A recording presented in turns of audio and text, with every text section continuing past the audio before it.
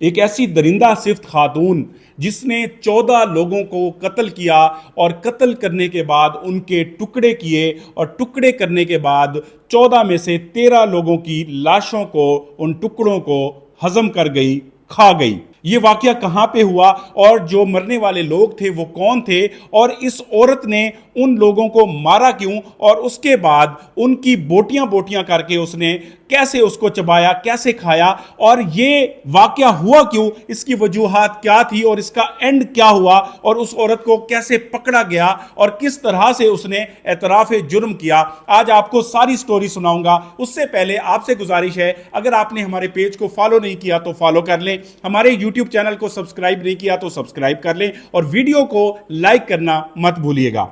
अब आते हैं वीडियो की तफसील की तरफ।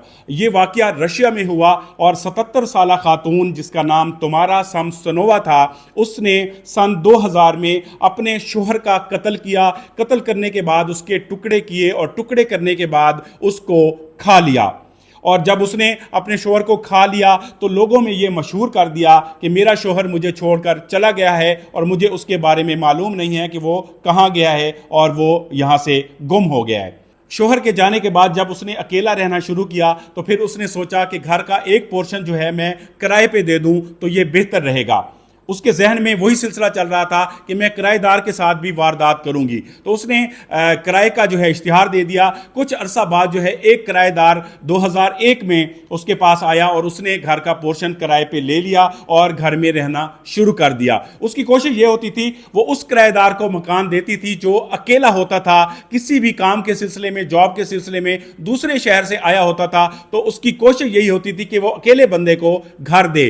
लिहाजा अकेला बंदा आया और उसने घर रेंट पे ले लिया। कुछ अरसा उसने उसको एतमाद में लिया और उसके बाद उसको कत्ल किया। कत्ल करने के बाद उसके टुकड़े किए और टुकड़े करके उसकी लाश को भी वो खा गई और चबा गई। और उसके बाद उसने एक नए किराएदार के लिए फिर से इश्तिहार दे दिया और कुछ अरसा इंतजार के बाद बिल आखिर 2003 में एक और किराएदार जो है वहां पे आया। उसने किराए पे वो पोर्शन लिया और उसके साथ भी उसी तरह उसने एतमाद बनाया। एतमाद बनाने के बाद उसने उसको कोई नशा आवर चीज खिलाई और उसको कत्ल किया। कत्ल करने के बाद उसके टुकड़े किए और उसकी लाश को भी खा गई। और इसी तरह यह सिलसिला चलता रहा। चलते चलते 13 लोगों को उसने इसी तरह किराए का मकान दिया और मकान देने के बाद उनका कत्ल किया और उनके टुकड़े किए और उसको खा गई। खाने के बाद उसने देखा कि बहुत अरसा तक कोई और किराएदार उसका मकान लेने नहीं आया, तो उसने क्या किया कि अपने घर की रेनोवेशन करवाने का सोचा और रेनोवेशन का काम शुरू करवा दिया। जैसे ही उसके घर की रेनोवेशन का काम शुरू हुआ तो उसने एक पड़ोसन के घर रहना शुरू कर दिया जो कि खुद भी वो अकेली रहती थी और उसका नाम वेलेंटीना था। जैसे ही उस खातून ने उसके घर रहना शुरू किया और उनकी काफ़ी आपस में दोस्ती हो गई और बहुत सारी गपशप हो गई, तो उसने कहा कि अगर मेरा घर रेनोवेट हो भी जाता है तो मेरी दोस्ती आपसे इतनी हो गई है कि मैं आपके बगैर नहीं रह सकूंगी और मैं आपके साथ ही रहा करूंगी। जिस पर वेलेंटीना ने कहा कि आप ऐसा नहीं कर सकती, आपको अपने ही घर में रहना पड़ेगा, आप यहां नहीं रह सकती, मैं इजाजत नहीं दे सकती। और ये बात जो है वो उसको नागवार गुजरी और उसने उसको कहा कि आज मैं आपके लिए आपकी फेवरेट रशियन सैलेड बनाती हूं। तो जैसे उसने सैलेड का कहा तो बाजार में वो चीजें लेने गई और उसके बाद उसने ऐसी अद्वियात भी लेके आई जिसमें नशा होता है और उसने उस सैलेड के अंदर जो है 50 गोलियां डाल दी, मिक्स कर दी और उसके बाद उसको सैलेड खिला दिया। 50 गोलियां डालने का मकसद ये था कि ज्यादा देर तक इसको बेहोश रखा जा सके।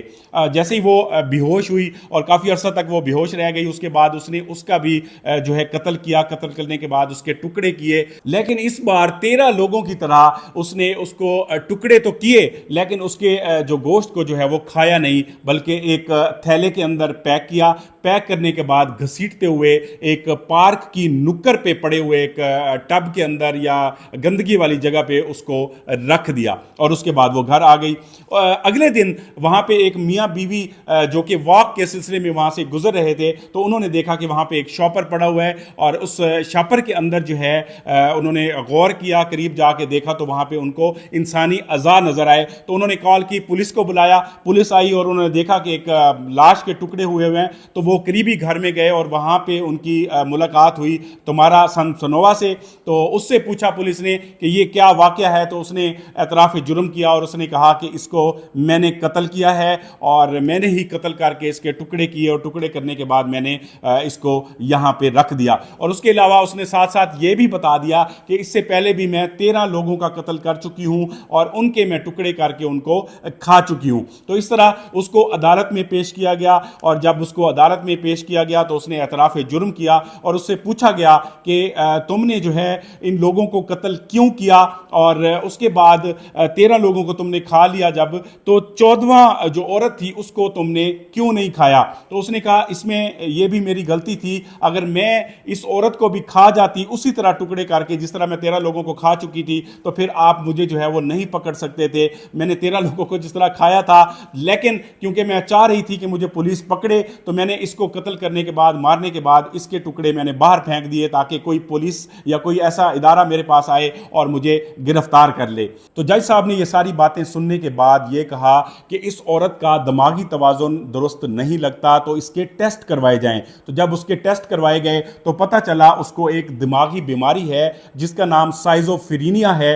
तो उसकी वजह से ये सारे काम कर रही थी। ये बीमारी क्या है और इस बीमारी से जो है क्या क्या नुकसानात हो सकते हैं और ये बीमारी किस तरह से होती है, ये एक बाद में अलग से वीडियो बनाएंगे। इस वक्त जो है इस औरत का रशिया के कीजन क्लिनिक में इलाज चल रहा है और इस तरह से एक औरत ने दरिंदगी का मुजाहरा किया और दरिंदगी का मुजाहरा करने के बाद उसने इतने सारे लोगों की जान ली और उनकी तजलील की, उनके टुकड़े किए और उनको खा गई।